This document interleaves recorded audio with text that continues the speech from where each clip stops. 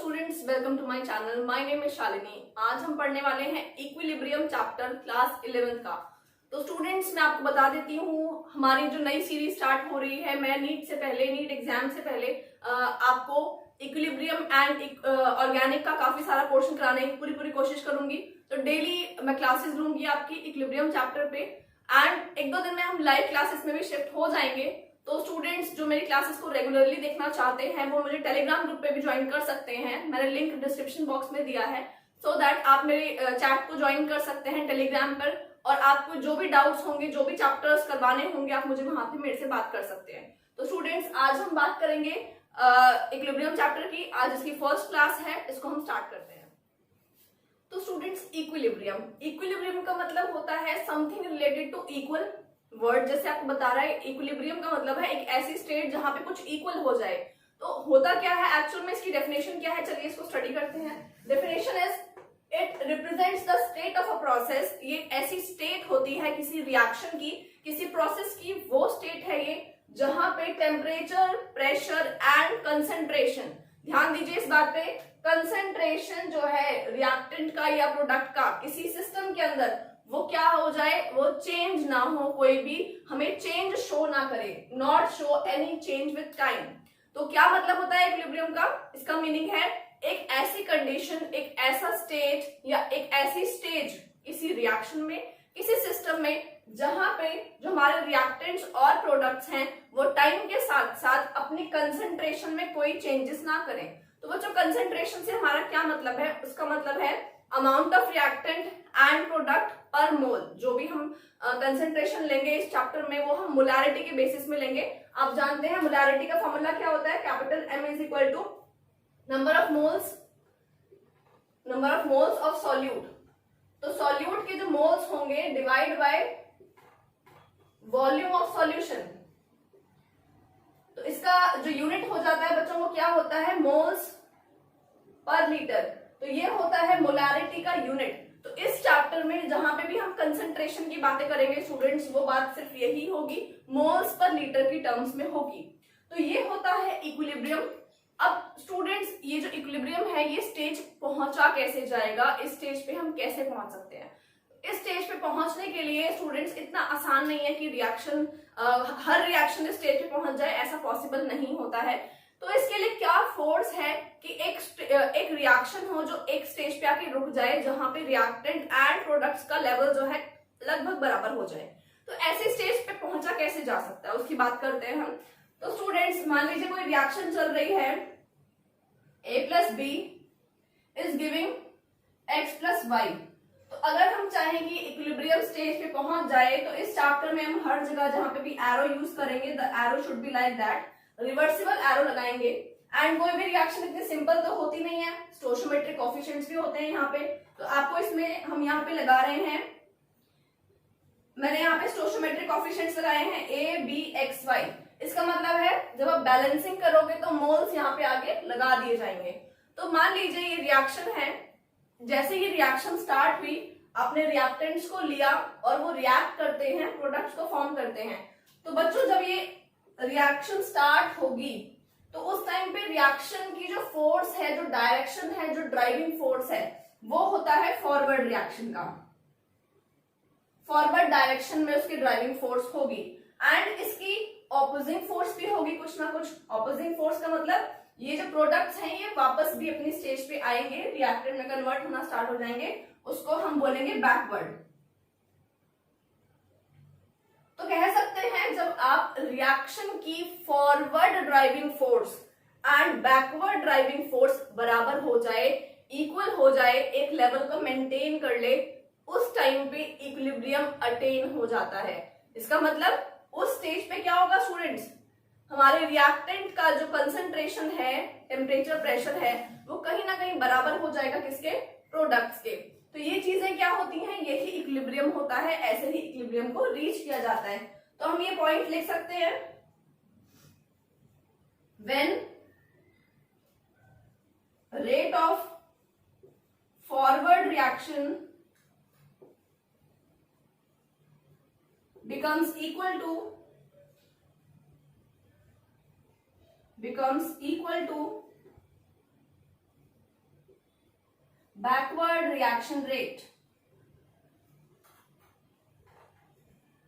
तो स्टूडेंट्स ये कब अटेन होता है, यहाँ पे हमने क्या चीज पढ़ी है, हमने यहाँ पे पढ़ा when rate of forward reaction becomes equal to backward reaction rate. मतलब फॉरवर्ड रिएक्शन जितनी स्पीड से हो रही है वो रेट, उसका जो रेट है, जो उसका स्पीड है, अगर वो बराबर हो जाए बैकवर्ड रिएक्शन के, उसके रेट के, तो उसको हम क्या बोलेंगे, उसको हम उस स्टेट को हम कहेंगे इक्विलिब्रियम अटेन हो चुका है। तो स्टूडेंट्स अब यहाँ पे दो चीजें हैं, अगर आप ऐसी रिएक्शन को टेक प्लेस कर रहे हो या करवा रहे हो या कंसिडर कर रहे हो जहां पे सिर्फ फिजिकल चेंजेस हो रहे हैं, फिजिकल चेंजेस मतलब सॉलिड से लिक्विड, लिक्विड से गैस या सॉलिड से डायरेक्टली गैस, ऐसे चेंजेस हो रहे हैं तो जिसको हम फिजिकल चेंज कहते हैं, तो उसका नाम हो जाएगा फिजिकल इक्विलिब्रियम। एंड जहां पे आप केमिकल चेंजेस करवाओगे, केमिकल रिएक्शंस करवाओगे, वहां पे हम बोलेंगे केमिकल इक्विलिब्रियम। तो सबसे पहले हम लोग फिजिकल इक्विलिब्रियम को स्टडी करेंगे एंड इसके आगे हम डिस्कस करेंगे केमिकल इक्विलिब्रियम थोड़े और लेक्चर्स के बाद। तो सबसे पहले हम समझ लेते हैं फिजिकल इक्विलिब्रियम क्या होता है। तो next topic is physical equilibrium.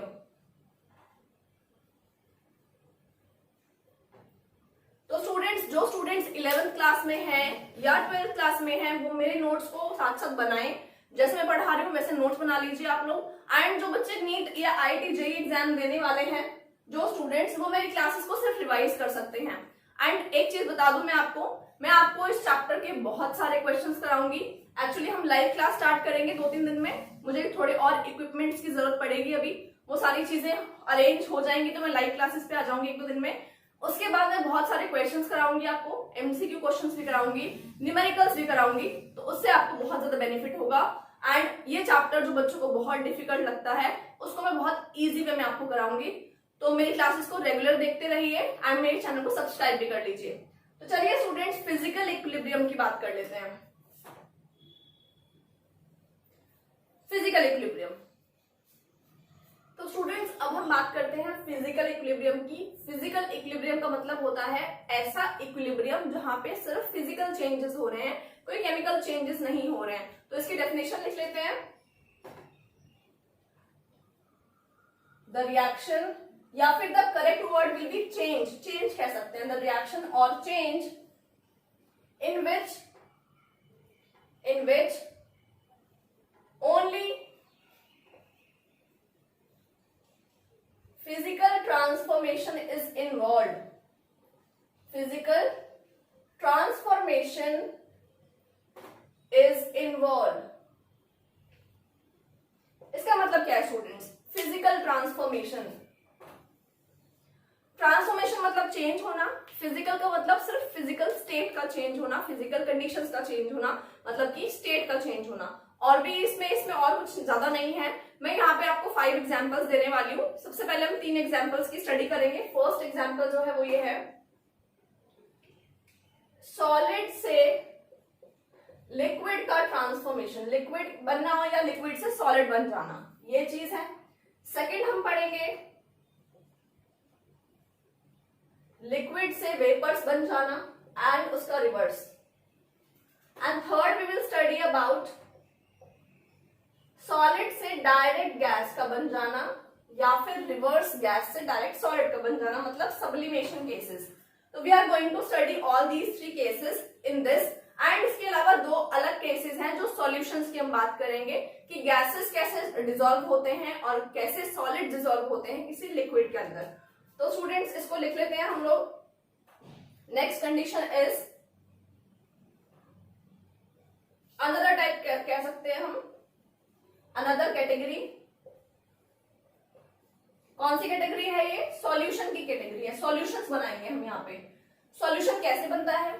एक सॉल्यूट होता है, एक सॉल्वेंट होता है, दोनों मिक्स हो जाते हैं। तो हमारा सॉल्यूट जो है वो सॉलिड भी हो सकता है, वो लिक्विड भी हो सकता है, दोनों हो सकते हैं। तो इसमें ज्यादा सोचने की बात नहीं है, ज्यादा डिफिकल्टी की बात नहीं है। तो इसमें क्या कैटेगरी है students? Fourth is solid in liquid and fifth category is gases in liquid. तो दोनों ही डिसॉल्व हो सकते हैं किसी लिक्विड के अंदर। तो स्टूडेंट्स हम हमें अब ये 5 कैटेगरी स्टडी करनी है। चलिए इसको स्टार्ट करते हैं। सबसे पहले हम पढ़ेंगे सॉलिड एंड लिक्विड का फिजिकल इक्विलिब्रियम कैसे स्टैब्लिश होता है। उससे आपको इक्विलिब्रियम जो डेफिनेशन है वो और ज्यादा क्लियर हो जाएगी। तो स्टूडेंट्स, पहली कैटेगरी है सॉलिड और लिक्विड का इक्विलिब्रियम। तो इसको हम लिख लेते हैं सॉलिड एंड लिक्विड का फिजिकल इक्विलिब्रियम। तो स्टूडेंट्स, कैसे होगा ये उसकी बात करते हैं।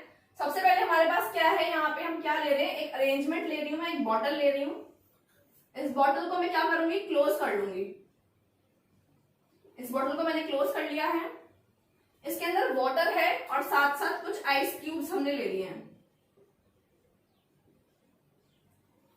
अब सोचो, मैंने ये आइस क्यूब्स ऊपर फ्लोट करते हुए क्यों बनाए, इसको अंदर क्यों नहीं बनाया, सोचो जरा। This is ice and this is water. तो ऐसा क्यों किया है मैंने कि वाटर नीचे बनाया और आइस को फ्लोट करते हुए दिखाया। आप सभी जानते हैं कि ice floats over water, ice float करती है वाटर के ऊपर, कभी आइस अंदर सिंक नहीं करती है। बीइंग सॉलिड, किसी भी स्टेट का जो सॉलिड होता है वो जनरली भारी होता है लिक्विड के कंपैरिजन में, बट यहाँ पे ऐसा नहीं है। जो सॉलिड है बच्चों वो हल्का है, वो लाइटर है, डेंसिटी उसकी कम है, तो आइस ऊपर फ्लोट करता है। तो अब यहाँ पे बात हमें क्या नोटिस करनी है कि जो आइस है वो फ्लोट करता है ऊपर, ठीक है, ओके।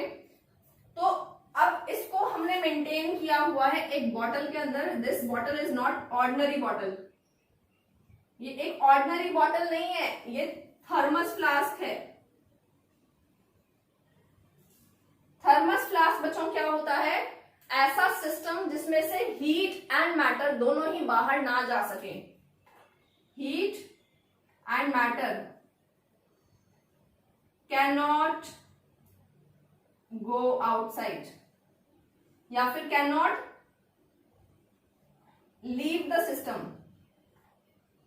हमारे सिस्टम को छोड़ के बाहर नहीं जा सकता, ना तो हीट जा सकती है बाहर, ना ही हमारा जो मैटर है वो बाहर जा सकता है। तो स्टूडेंट्स, ये क्या है, ये थर्मस फ्लास्क है, ठीक है। थर्मस फ्लास्क के अंदर आइस है एंड वाटर है, दोनों हमने मेंटेन किए हुए हैं। टेम्परेचर क्या होना चाहिए, इस पर टेम्परेचर हमने मेंटेन कर दिया है 0 डिग्री सेल्सियस। 0 degree Celsius.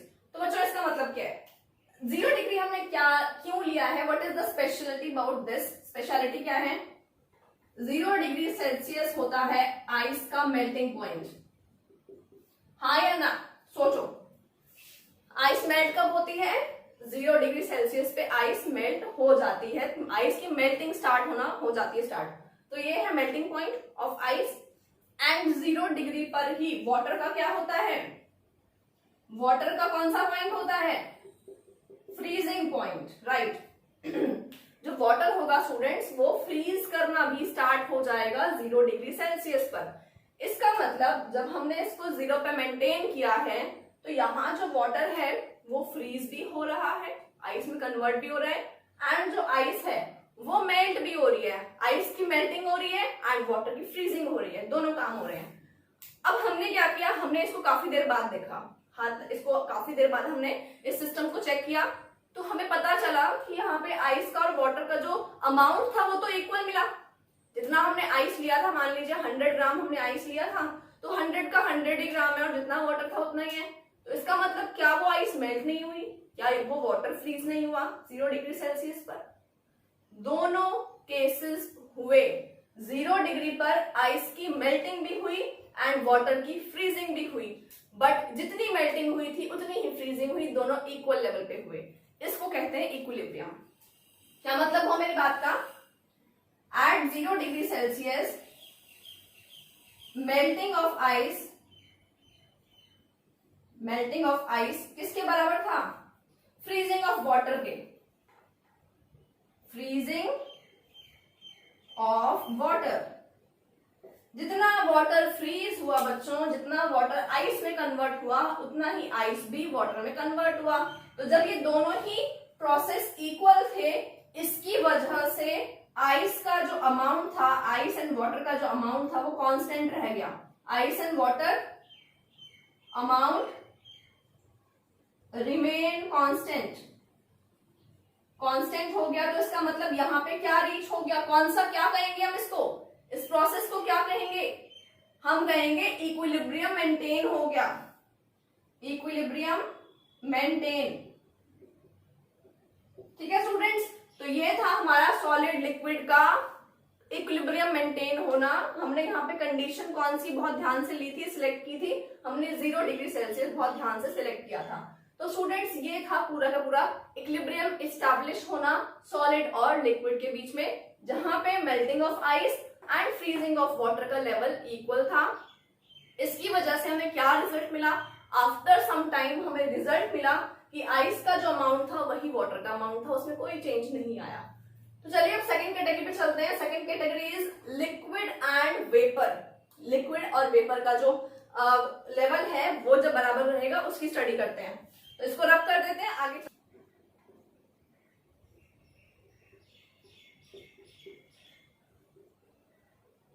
तो स्टूडेंट्स हमारे पास यहाँ पे जो सेकंड केस है वो है लिक्विड एंड वेपर का केस। एंड यहाँ पे हम लोग क्या करने वाले हैं, यहाँ पे हम एक स्पेशल एपरेटस यूज करने वाले हैं। उस एपरेटस का डायग्राम देख लीजिए।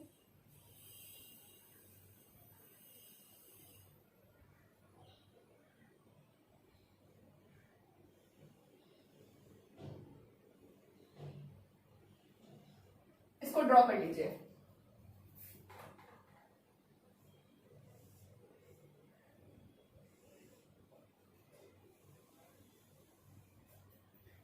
यार ये सेम तो कभी बनता ही नहीं है, इक्वल एकदम एक जैसा नहीं बनेगा कभी भी। आपको इक्वल बनाना है, मुझे आपको तो दिख रहा है, मेरे लिए तो बहुत ज्यादा स्पेस हो जाती है, तो गलती तो होनी है ही।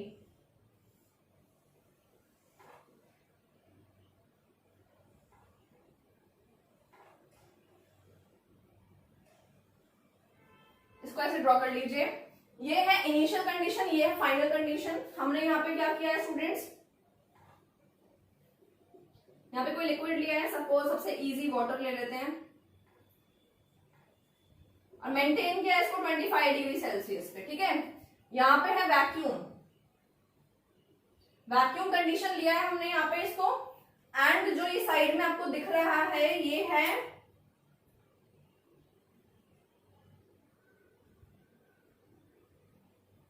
दिस, जो साइड में आपको दिखाई दे रहा है this apparatus is manometer. Manometer ये होता है बच्चों मरकरी का मैनोमीटर। मरकरी मैनोमीटर है ये, मरकरी यहाँ पे फील्ड है, इक्वल लेवल है मरकरी का under the effect of gravity, this is manometer. तो स्टूडेंट्स इसको एक्सपेरिमेंट को स्टार्ट करते हैं। इनिशियल कंडीशन है, वाटर है हमारे पास, इसमें वैक्यूम मेंटेन है, यहाँ पे कोई इवेपोरेशन नहीं हुई है, कोई भी पार्टिकल इवेपोरेट नहीं हुआ है। ठीक है, चलिए अब देख रहे हो यहाँ पे ये क्या है, इक्वल लेवल पे मेंटेन है। अब थोड़ी देर बाद क्या होगा, टेम्परेचर आपने 25 डिग्री सेल्सियस लिया है। आप जानते हो वाटर का इवेपोरेशन, इवेपोरेशन मतलब वेपर्स में कन्वर्ट होना, ये चलता रहता है, ये चालू रहता है। कब चालू रहता है, ये हर टाइम चालू रहता है। इवेपोरेशन जो होता है बच्चों वो बॉइलिंग पॉइंट से नीचे नीचे जब होगा तो इवेपोरेशन माना जाएगा। तो यहां से पार्टिकल्स इवेपोरेट होंगे, जो एक खाली स्पेस है जहां वैक्यूम है वहां पहुंच जाएंगे, पूरी स्पेस को भर लेंगे। एक टाइम ऐसा आएगा जब वो यहाँ पे भी दिखाई देगा, अरे यहाँ पे भी जगह है, चलो यहाँ पे घुस जाते हैं, यहाँ पे घुस जाएंगे। एंड आफ्टर दैट उनके लिए स्पेस खत्म हो जाएगी और स्पेस नहीं बचेगी। तो ये पार्टिकल्स जो है कहाँ जाएंगे इवेपोरेट होने के बाद, कहीं नहीं। एक लेवल ऐसा आएगा जहां पे इवेपोरेशन होना बंद हो जाएगा, बिकॉज पार्टिकल्स के लिए और स्पेस ही नहीं बचेगा। तो देखते हैं क्या होगा, आफ्टर सम टाइम पानी का लेवल हो जाएगा कम। देख रहे हो ना, पानी का लेवल कम हो गया यहाँ पे। पानी का लेवल कम क्यों हुआ, बिकॉज यहाँ पे बहुत सारे पार्टिकल्स जो थे वो इवेपोरेट हो गए। वो किस स्टेट में आ गए बच्चों, वेपर स्टेट में आ गए। ठीक है, वेपर स्टेट में आ गए लाइक दिस। जब वो वेपर स्टेट में आ जाते हैं उसके बाद उनको नजर आता है, क्या नजर आता है कि अरे भैया यहाँ पे भी बहुत सारी स्पेस है। तो जब यहाँ पे जो मरकरी था ये इसको धक्का मारना स्टार्ट हो जाएंगे। थोड़ा सा एक कहानी सुनते हैं। आप मान लीजिए ट्रेन में कहीं घूमने गए हो, अभी तो ट्रेन वगैरह बंद है, घूमना बंद है बिकॉज ऑफ लॉकडाउन, आप कहीं नहीं जा सकते हो। बट अगर आप कहीं घूमने जाते हो, ट्रेन में जाते हो, बहुत भीड़ है एंड बैठने की जगह नहीं है, एंड आपने नोटिस किया कि एक सीट पे कोई बंदा आराम से लेटा हुआ है, मस्त सो रहा है, और वहां पे आप लोग खड़े हो और वो बंदा सो रहा है, इतनी स्पेस उसने ऑक्यूपाई करी हुई है। तो भाई सब लोग गुस्सा करेंगे, उसको क्या बोलेंगे, भैया उठो, हमें भी बैठना है यहाँ पे, हट जाओ यहाँ से। तो उन बच्चों जो लोग हैं वो उसको हटा देंगे, उसको उठा देंगे। अगर वो ठीक ठाक इंसान हुआ तो हट जाएगा, बट अगर वो गुंडा टाइप हुआ, कोई दादा भाई टाइप्स हुआ, तो क्या होगा, किसी की हिम्मत नहीं होगी उसे हटाने की वहां से, है ना। तो जब सब लोग उसको हटाने की कोशिश करेंगे, बोलेंगे भैया जगह है, सबको बैठना है, थोड़ा खिसको, तो ये पार्टिकल्स मिल करके यहाँ पे आ जाएंगे और इस मरकरी को बोलेंगे थोड़ा खिसको, थोड़ी जगह प्रोवाइड करो हमें। तो यहाँ पे पार्टिकल्स, जैसे जैसे पार्टिकल्स यहाँ आना शुरू होंगे, तो यहां से मरकरी को थोड़ा सा शिफ्ट करवाएंगे, एंड जो मरकरी का लेवल ये था, अब वो ऐसा हो जाएगा। कैसा हो जाएगा लेवल, डिसबैलेंस हो जाएगा, चेंज हो जाएगा, लाइक दिस, ऐसा हो गया, है ना। इसने इसको शिफ्ट करवा दिया, पार्टिकल्स ने धक्का मारा इसको। तो बच्चों कौन सा प्रेशर होता है ये, वहां पे कौन सा प्रेशर लगा उस आदमी पे जिसको उठा के बिठा दिया, पब्लिक का प्रेशर, है ना। पब्लिक का प्रेशर, भाई बहुत सारे लोग उसको गालियां बकना स्टार्ट हो जाएंगे, भैया बैठो, सब लोगों के लिए बैठने की जगह नहीं है, तुम सो रहे हो, ये है वो है, तो वो उठ जाएगा। बट यहाँ पे जो पार्टिकल्स थे उनका फोर्स लगा, कौन से पार्टिकल्स थे, वेपर पार्टिकल्स, तो कौन सा प्रेशर हुआ, वेपर प्रेशर। तो इस प्रेशर को हम बोलते हैं वेपर प्रेशर। तो वेपर प्रेशर लगेगा इनके ऊपर, एंड वेपर प्रेशर की वजह से ये चले जाएंगे, यहाँ शिफ्ट हो जाएंगे। तो बच्चों यहाँ पे आप देख रहे हो इतना गैप डेवलप हो गया, पहले इनके बीच में कोई भी लेवल में डिफरेंस नहीं था, बट बाद में डिफरेंस क्रिएट हो गया, एंड दिस गैप या this difference is known as vapour pressure. अब इसके बाद भी पार्टिकल्स बोल रहे हैं भैया खिसको, और जगह है, ऊपर चढ़ जाओ, तुम हट जाओ यहाँ से। बट अब वो जो है वो अपने गुस्से में आ गया, मस्त लोकल पर्सन है वो, उससे कोई भिड़ नहीं सकता। उसने बोला अब मैं नहीं हिल रहा हूँ, जिसको जहां बैठना है बैठने की जगह मिल गया, अब नहीं हिलूंगा मैं। तो अब यहाँ से वो हिलेगा नहीं, बिकॉज इतना ही दम था उस पब्लिक में कि उसको वहां से उठा के बैठा सके। तो इतना ही दम था इन पार्टिकल्स में कि उसको यहाँ से यहाँ शिफ्ट करवा सके, इससे ज्यादा शिफ्टिंग नहीं करवा सकता। तो स्टूडेंट्स ये था लिक्विड का एंड वेपर का इक्विलिब्रियम। अब करते हैं मेन बात शुरू, अब इक्विलिब्रियम की बात करते हैं। तो ये जब भर जाएगी पूरी स्पेस, सारे पार्टिकल्स जो इवेपोरेट होने वाले थे वो हो जाएंगे, तो उसके बाद क्या होगा, उसके बाद जो ये पार्टिकल्स हैं बच्चों, ये हो जाएंगे वापस लिक्विड के अंदर कन्वर्ट, जिसको हम क्या बोलते हैं, वेपर का कन्वर्जन लिक्विड में क्या बोलेंगे इसको, कंडेंसेशन। कंडेंसेशन एंड लिक्विड का कन्वर्जन वेपर में क्या होता है, इवेपोरेशन, राइट। तो बच्चे यहाँ पे हो जाएगा कंडेंसेशन एंड यहाँ चलेगा इवेपोरेशन। इस लेवल पे आके दोनों चीजें बराबर होंगी, जितने लिक्विड अंदर जाएंगे वाटर के, कंडेंस हो जाएंगे, उतनी जगह खाली हो जाएगी, उतने पार्टिकल्स वेपराइज हो जाएंगे, तो दोनों साथ साथ चलेंगे। मान लीजिए 10 पार्टिकल्स कंडेंस हो गए, 10 पार्टिकल्स इवेपोरेट हो गए, क्योंकि जगह कांस्टेंट है। अब और पार्टिकल्स इवेपोरेट नहीं हो सकते because we have the constant space. तो क्या बोलेंगे इसको, इस पूरे सिस्टम को क्या बोलेंगे, कंडेंसेशन बिकम्स इक्वल टू, या रिवर्सिबल का साइन लगा दीजिए क्योंकि इक्विलिब्रियम मेंटेन हो गया है कंडेंसेशन एंड इवेपोरेशन के अंदर, ठीक है। ये होता है दोनों के बीच में इक्विलिब्रियम कैसे इस्टेब्लिश होगा, and this system is known as physical equilibrium between liquid and vapours. अब चलते हैं थर्ड वाले सिस्टम पे, सॉलिड और गैस की बात करते हैं।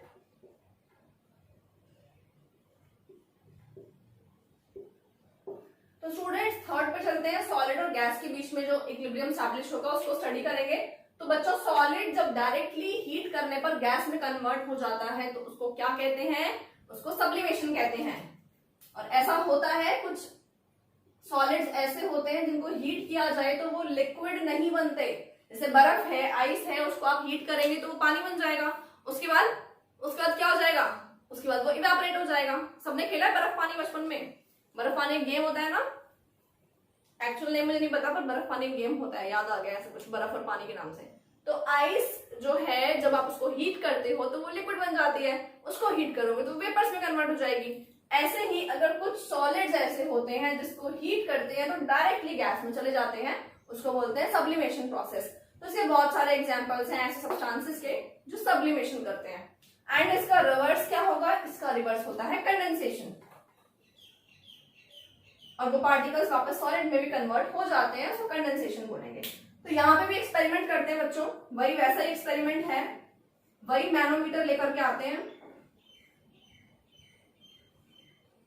ठीक है, अब इस बार थोड़ा छोटा मैनोमीटर है हमारे पास,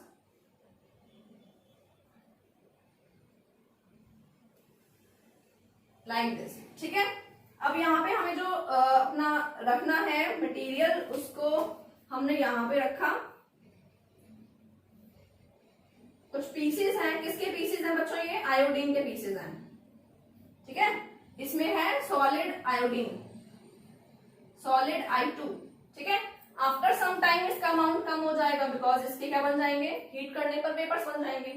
तो अभी तो ये हमने वैक्यूम मेंटेन करा हुआ है, और यहाँ पे क्या होगा, ये इक्वल लेवल पे है मरकरी, मरकरी है इक्वल लेवल पे। थोड़ी देर बाद क्या होगा बच्चों, इसके वेपर्स बनना स्टार्ट हो जाएंगे। इसके पर्पल कलर के वेपर्स बनते हैं, beautiful vapours, purple colour Google कर लेना। ये पर्पल कलर के जो वेपर्स हैं बच्चों, ये कहाँ जाएंगे, ये फिर यहाँ जाएंगे, इसको जगह दिखाई दे जाएगी, फिर ये यहाँ जाने के बाद फिर वही काम करेंगे। क्या करेंगे, उस सोते हुए बंदे को उठाएंगे, भाई उठ जाओ, जगह दो हमें थोड़ी और इवापोरेशन करने दो, मतलब सब्लिमेशन करने दो। तो एक टाइम ऐसा आ जाएगा जब ये उसको शिफ्ट करेंगे और वो शिफ्ट होने से मना कर देगा। ठीक है, तो ये जो डिफरेंस यहाँ पे क्रिएट हो गया, ये इसका वेपर प्रेशर हो गया, इसका आयोडीन के वेपर्स का। तो यहाँ पे जो बच्चों पार्टिकल्स थे ये वाले, अब जिस टाइम पे यहाँ पे मैक्सिमम वो शिफ्ट करवा चुका है मरकरी को, जितना उसमें दम था, जितना उसमें प्रेशर था, उतना लगा चुका है, अब जगह खत्म हो गई है, अब कोई स्पेस नहीं बाकी है। तो क्या होगा, ये पार्टिकल्स वापस इसमें चले जाएंगे सॉलिड स्टेट में, और कुछ सॉलिड पार्टिकल्स जाएंगे वेपर फेज में। तो ये चलता रहेगा, सब्लिमेशन एंड कंडेंसेशन साथ साथ चलेगा।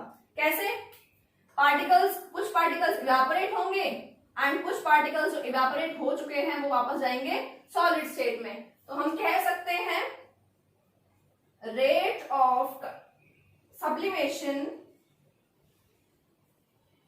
जब इक्वल हो जाए किसके, रेट ऑफ कंडेंसेशन के, तो यहां पे क्या अटेन हो जाएगा, यहां पे इक्विलिब्रियम अटेन हो जाएगा। तो इसको हम कहेंगे थर्ड केस, सॉलिड और गैस का इक्विलिब्रियम कंडीशन मेंटेन हो जाना, and this state is equilibrium maintenance between solid and gas. तो बच्चों और एग्जांपल्स क्या हैं आयोडीन के अलावा जो ऐसा करते हैं, तो लिख लीजिए आयोडीन और camphor and iodine, camphor and NH4Cl, ammonium chloride जिसको बोलते हैं, एंड और होता है नैफ्थलीन, नैफ्थलीन बॉल्स जानते हो ना, naphthalene balls and dry ice, solid CO2। तो ये सारे जो कंपाउंड्स हैं ये ऐसे सब्लिमेशन जो है करते हैं। तो स्टूडेंट्स हमने अभी पढ़े फिजिकल चेंजेस, 3 केसेस कर लिए। अब हम आगे डिस्कस करेंगे another category, solid in liquid and gases in liquid के सॉल्यूशंस की बात करते हैं। तो चलिए इसको डिस्कस कर लेते हैं फटाफट से। 3 डिस्कस कर चुके हैं, 4th एंड 5th कंडीशन रह गई है। तो हमारी 4th कंडीशन क्या है, सॉलिड का लिक्विड के अंदर मतलब सॉल्यूशन के अंदर जाके इक्विलिब्रियम मेंटेन कर लेना। तो एक काम करते हैं, शिकंजी बनाते हैं। शिकंजी गर्मी का टाइम में बहुत लोग रिक्वायरमेंट है इस टाइम पे। तो बच्चों क्या करते हैं हम लोग, पानी के अंदर शुगर मिक्स करना शुरू करेंगे। शुगर कैसे मिक्स करेंगे, पहले आपने 1 ग्लास ऑफ वाटर लिया, उसमें 1 स्पून शुगर डाल दिया, फिर और शुगर डाल दिया, फिर और शुगर डाल दीजिए। 3 स्पून शुगर मिक्स करने के बाद में आप उसको स्टर करे जा रहे हैं, पर वो और शुगर मिक्स नहीं हो रही है। तो मान लीजिए आपने 3 स्पून जो डाले थे वो अच्छे से मिक्स हो गए, बट अगर आपने और ½ स्पून डाल दिया तो अब वो मिक्स नहीं हुआ। तो उसको बोलते हैं, उस कंडीशन को बोलते हैं सैचुरेटेड सॉल्यूशन का फॉर्मेशन। क्या बोलेंगे उसको, सैचुरेटेड सॉल्यूशन। तो बच्चे सैचुरेटेड सॉल्यूशन का मतलब क्या होता है, सैचुरेटेड सॉल्यूशन का मतलब है ऐसा सॉल्यूशन बन जाना जिसमें और सॉल्यूट डिसॉल्व नहीं हो सकता। तो अब हम क्या करेंगे, अब हम दिमाग लगाएंगे। वी आर ह्यूमंस, भाई सबसे ज्यादा डेवलप्ड ब्रेन हमारे पास है, और बाकी स्पीशीज से कंपैरिजन में तो हमें खुराफात तो करनी है, तो हम अपना दिमाग लगा देंगे उसमें। क्या, हम करेंगे उसको हीट। अब हम उसको हीट करने के बाद हल्का सा पानी को गर्म करेंगे, तो जो आपने हाफ स्पून शुगर डाली थी और जो मिक्स नहीं हुई थी, अब हम उसको हीट करने से मेल्ट कर देंगे, मिक्स कर देंगे। तो आपने उसको हीट किया तो वो मिक्स हो गई, तो आप खुश हो गए, अरे वाह देखो मैंने ये भी मिक्स कर दिया, ये अब मिक्स हो चुकी है। तो मिक्स तो कर दिया, एंड आफ्टर दैट क्या होगा, जैसे ही वो पानी ठंडा हो जाएगा तो क्या होगा, क्या होगा, मिक्स कर दिया था आपने गर्म करने पर जैसे जैसे उसका टेम्परेचर डिक्रीज करेगा वो ठंडा हो जाएगा। भैया वो नेचर है, नेचर तो सुप्रीम है, नेचर से आप ऊपर नहीं हो सकते। तो जो मिक्स हो गई थी शुगर वो वापस आ जाएगी, ठीक है, क्रिस्टलाइज हो जाएगी, दोबारा से वो सॉल्यूशन में जो जा चुकी थी वो बाहर आ जाएगी एंड दोबारा से उसके क्रिस्टल बन जाएंगे, ठीक है। तो ये जो क्रिस्टल अंदर गए थे गर्म करने पर, ठंडा होने पर वो वापस बाहर आ गए। तो इसका मतलब अब आप उसको कितना ही मिक्स करते रहो, अमाउंट जो अनडिजॉल्व था वो मेंटेन रहेगा।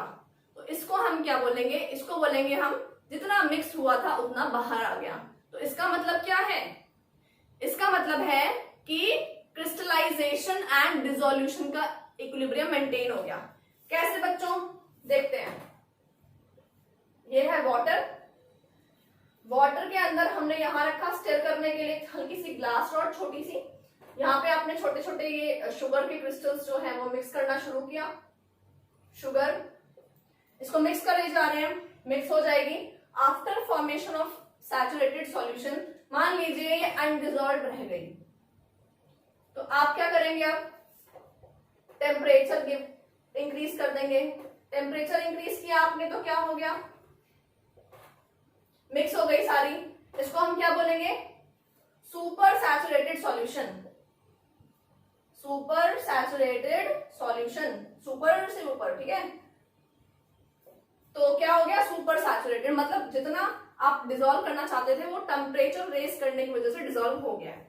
अब क्या होगा बच्चों, अब होगा ये कि जो ये डिसॉल्व हो चुका था, अब ये और जैसे इसका टेम्परेचर डिक्रीज करेगा तो ये सॉल्यूशन से बाहर आ जाएगा, ठीक है। तो अब आप क्या करेंगे, जितना जो शुगर था जो डिसॉल्व हो गया था, यहां पे लिख देते हैं, on cooling again the dissolved sugar crystallized का मतलब दोबारा से वो क्रिस्टल की फॉर्म में आ गई। the dissolved sugar crystallized and separated from solution, but still आप उसको स्टर करे जा रहे हो। तो अब होगा क्या, अब क्या होगा बच्चों, जितनी शुगर जो आपने इसमें बच गई थी ना, वापस जो बाहर आ गई, वो शुगर उसका अमाउंट उतना का उतना ही रहेगा। तो आप कहोगे मैम आपको डिसॉल्व नहीं हो रही क्या, बच्चे डिसॉल्व तो हो रही है, पर जितनी डिसॉल्व हो रही है उतनी ही बाहर भी आ रही है, क्रिस्टलाइज भी हो रही है। तो इसका मतलब रेट ऑफ डिसोल्यूशन, मतलब जो डिसॉल्व हो रही है वो इक्वल हो गया किसके, रेट ऑफ क्रिस्टलाइजेशन के, उतना ही क्रिस्टलाइजेशन होना स्टार्ट हो गया। इसका मतलब जो ये अमाउंट है शुगर का, जो मान लीजिए 5 ग्राम है, ये कांस्टेंट हो गया, ये चेंज अब नहीं हो रहा। तो इसे बोलते हैं बच्चों सॉलिड या सॉल्यूशन का क्या बना देना आपको, इसका सैचुरेटेड सॉल्यूशन बना दिया आपने एंड इनका इक्विलिब्रियम स्टैब्लिश हो जाना। तो चलिए स्टूडेंट्स फिफ्थ केस पे चलते हैं। फिफ्थ केस है हमारा गैसेस का सॉल्यूशन में कन्वर्जन। तो स्टूडेंट्स अब जो लास्ट टाइप है हमारा सॉल्यूशन वाला, जिसमें हम गैस डिसॉल्व कर रहे हैं, गैस सॉल्यूशन के अंदर जो मिक्स हो रही है एंड उसमें से जो बाहर आ रही है उसका अमाउंट, कंसंट्रेशन जो है वो कब कांस्टेंट होगा, कब वो इक्विलिब्रियम स्टैब्लिश करेगा, उसकी बात करते हैं। तो बच्चों आप जानते हो कि कोल्ड ड्रिंक की जो बॉटल होती है, कोल्ड ड्रिंक्स, सॉफ्ट ड्रिंक्स जो होती हैं, उनकी जब बॉटल को ओपन करते हैं तो CO2 बाहर निकलती है, एक साउंड होती है, फिज की साउंड होती है, बबल्स निकलते हैं, है ना, दिखाई देते हैं बबल्स छोटे छोटे। तो उनको हम कार्बोनेटेड ड्रिंक्स भी बोलते हैं। कार्बोनेटेड ड्रिंक्स का मतलब है ऐसी ड्रिंक्स जिसमें कार्बन डाइऑक्साइड सैचुरेट किया हुआ है, मिक्स करा हुआ है। तो जब तक बच्चों बॉटल बंद है तब तक CO2 जो बाहर निकल रही है एंड जो वापस मिक्स हो रही है उसका लेवल बराबर है। जब तक बॉटल क्लोज है, बॉटल जो क्लोज है जब तक, तब तक क्या हो रहा है, rate of CO2 coming out वो किसके बराबर है, rate of CO2 again going in solution, वो बराबर है जब तक लेवल। बट एक बार आप ढक्कन खोल देंगे तो क्या होगा, जैसे ही आप बॉटल को ओपन कर देंगे वैसे ही CO2 बाहर निकल जाएगी। उसके बाद आप उसको उसके अंदर दोबारा से मिक्स करके ढक्कन बंद नहीं कर सकते हो। तो जब तक कि दोनों का लेवल बराबर है, ढक्कन बंद है, तब तक तो ये चलेगा। बट जब ढक्कन ओपन करेंगे प्रेशर कम हो जाएगा, तब CO2 बाहर निकल जाएगी। तो बच्चों इसको कहते क्या है, ये कौन से लॉ से रिलेटेड है, इसमें जो लॉ लगता है वो होता है हेनरीज लॉ। हेनरीज लॉ क्या कहता है, जितना प्रेशर अप्लाई करेंगे उतना ही मास ऑफ गैस या मास ऑफ CO2 डिसॉल्व रहेगा उस लिक्विड के अंदर, उस वाटर के अंदर। तो ये जो लॉ है दिस इज हेनरीज लॉ। ये क्या बोलता है बच्चों, according to Henry's law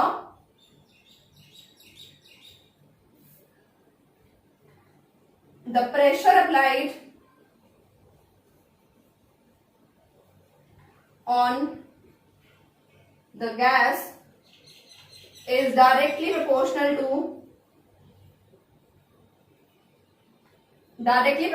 to the mass of gas dissolved. The mass of gas dissolved in liquid under equilibrium. तो स्टूडेंट इसका मतलब क्या है हेनरीज लॉ का। हेनरीज लॉ क्या बोल रहे हैं, जितना प्रेशर अप्लाई करेंगे उतना ही मास ऑफ गैस डिसॉल्व होगी।